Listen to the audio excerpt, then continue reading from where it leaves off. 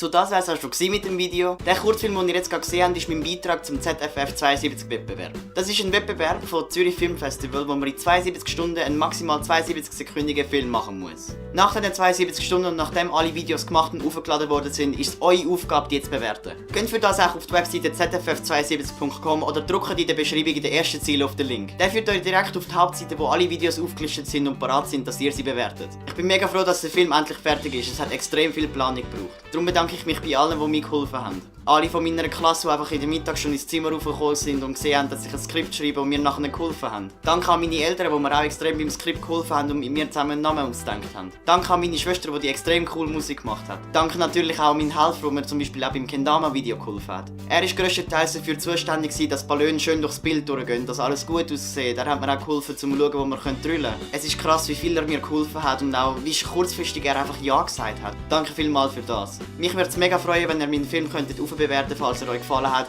Teilt es auch mit euren Freunden, damit sie auch Bewertungen abgeben können. Gebt dem Video durch einen Daumen hoch, wenn es euch gefallen hat. Und ja, dann würde ich auch schon sagen, ist das mit dem Video und ich sehe euch das nächste Mal. Tschüss!